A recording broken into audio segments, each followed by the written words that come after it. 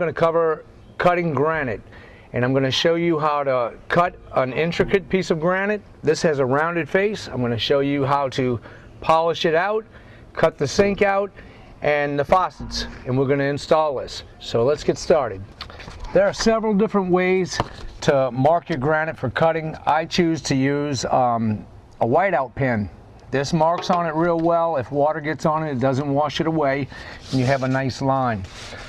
I made a template right here out of cardboard. I just laid this cardboard on top of the cabinets, and then I traced it from the underside. I just took a pencil and ran along the edge of the cabinets, and I got this nice round curve. This shows me exactly the shape of the countertop. After I traced out my template, I measured back 1.5 inches here and 1.5 inches here. I marked it on both sides, so now I'll be able to get a good line here, and I'll cut that last. Right now, I'm going to go ahead and cut the front. This is a 6-inch variable speed grinder. The speeds are right here, and when I'm cutting, I'll turn it all the way up and get the maximum RPMs. This blade right here is a cutting blade for stone or tile. Always wear a respirator when you're cutting stone. I wear gloves. Okay, this right here is not a wet grinder, okay? So I take a bag, I'll cut the back out so it can breathe, and I will wrap it around the motor a little bit, just to keep that water and nasty dust out of the from caking up inside the fins and possibly shorting out. I also have a GFCI hooked up to it, but I want to show you how you can do it with this and save yourself a little money if you don't have the money to get a wet grinder. The wet grinder, those cost about $300. This is about $180, maybe $200. Here's the bag that I placed on my grinder. This is going to keep the water from coming to the back of it. Don't forget, you have to have a GFCI, which is a ground fault circuit interrupter when you're using this. You don't want to get electrocuted. Okay, I have this together. You're not going to put a lot of water on here. You're just going to trickle water on here to keep it damp. I'm going to go ahead and cut this, and I don't go all the way through and make my first cut deep. I'll score it and then come back and go a little deeper and then go again. That way you get a nice cut and you don't bind down the saw trying to get in there deep. Also, it's hard to make curves when you're in deep. You go in deep the whole time. Before I cut this piece, I want you to know that I'm going to cut it right on the outside of this line. That way I have a little bit of room. I can cut this on the outside of there, and I can grind it back and get exactly on the line. That way I get a perfect cut. Another thing is, I'll take my hand and I drag it along the workpiece. If I sit here and I drag it along, I'm going to have a nice clean cut. If I try to hold it upright and not have it stabilized on here, you know it's going to get a little squirrely.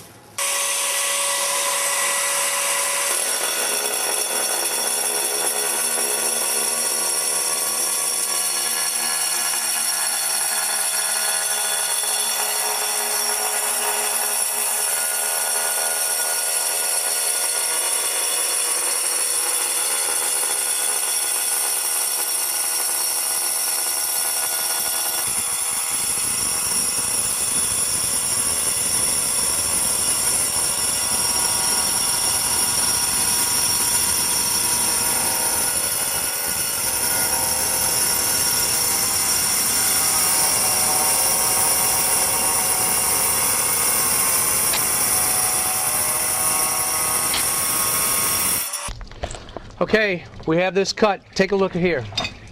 As you can see, we have a nice round face. I left a little bit on this line. Make sure when you have these intersecting lines, like this goes here and this comes in, do not cross past that line right there. You have to make sure, even if you have to come out away from this line further, do that. Stop short, catch this part and stop short. If you have to, you can just break that off. Once you have a tiny piece there, it'll break off. Then you can grind it smooth. We're going to take the grinder and we're going to follow this line and get a perfect line. We're starting a new day. I got to a late start yesterday, so it's going to be a lot smoother today. Took the time and made a little poncho about 3 seconds. Just cut 2 sleeves out and a neck out of a garbage bag, and I've got a poncho. Now we're going to get started and cut the back and the side, and then we're going to grind this off and get a perfect edge, get it all ready to polish or get a profile on here. A couple of things I want to touch on before we start getting this face done. I'm going to use my wet grinding wheel, and what I'm talking about when I say that is this wheel has little holes in it. These holes are made for water to come out. Now I'm going to turn this on and show you. See how the water comes out of there? That will spin, water gets all over you, it makes a mess, but it keeps it cool while you're making your edge. Okay, on top of that, this one has a bearing on it. This little bearing is made to ride along the edge. So if you don't have this top right, if you're not perfectly on that line and have a good little edge on the top, that bearing is going to ride along it and give you a bad edge. So you're going to start up high and try to keep this as up and down. You want to keep this really perpendicular to the piece, so that way it's straight up and down and you get a nice clean edge. Then you can go ahead and ride the bearing on there and it's going to work perfectly. Now I never set my tools down on here when I'm working with them because they're spinning. Don't get in the habit of trying to set one up on the guard, because if you touch it or if you go to set it down on the guard and you accidentally hit this, you will scratch it and mess it up. This is a GFCI outlet on here that's built into it. That's a ground fault circuit interrupter, and that's to stop this from shorting out or shocking you if it gets water in it. If you don't have a wet grinding stone and you're using a stone like this one, you're putting water on it, make sure you have a GFCI on your cord. You can use this dry if you want. I like to do things wet. I don't like that nasty dust from this at all. So I wear a respirator even when I'm cutting wet because I don't want to take chances.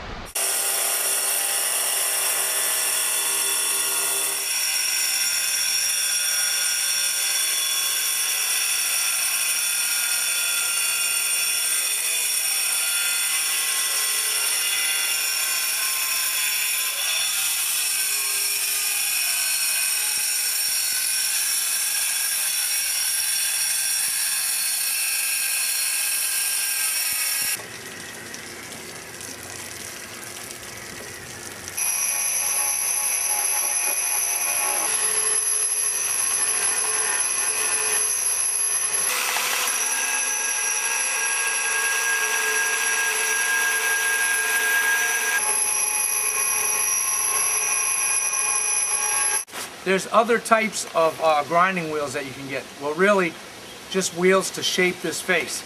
This is a disc, and it's smooth. It really is not. It's not sharp at all. It won't cut you, but it is aggressive when you go to fix this edge. It's faster than using a stone, and you can use this the dry way. The only problem with this, when you use something like this, it's dry. It'll tend to chip little pieces off the top, tiny little flakes. So if you're just going to polish this, you have to be careful. Here's another disc. This one's real aggressive. I like to use this one a lot because it really cuts through stuff. Problem is, this one's very dangerous and it's not for a beginner. You really have to be, you have to get used to these others before you move up to this, and always wear gloves because if this thing catches you, it will cut you bad. So, I'm going to show you how this one works to clean up this edge. It's a little bit faster than the stone, and you'll see the little chips. It doesn't give a lot of dust, but I still wear a respirator.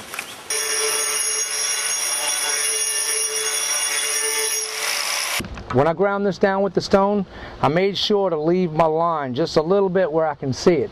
You never want to erase that line because then you don't know where you're at and you can have dips in it. So once I got all this completed, I want to round this corner because this side is going to be exposed and I don't want somebody to bump into a sharp corner. So I measured back 1 inch and 1 inch because this is 1.5 inch overhang and I don't want to go into my cabinet. After that, I'm just going to place any circular object that I can find that's appropriate for this, and I'll mark it.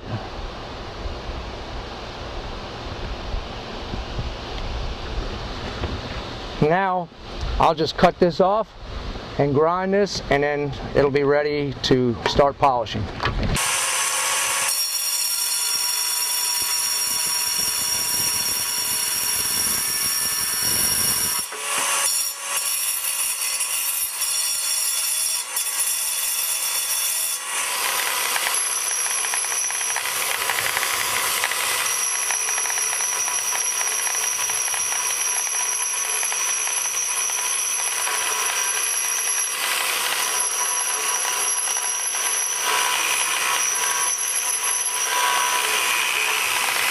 Well, that's it for now. Join me on my next video and I'm going to show you how to use profile bits and how to get a polished edge.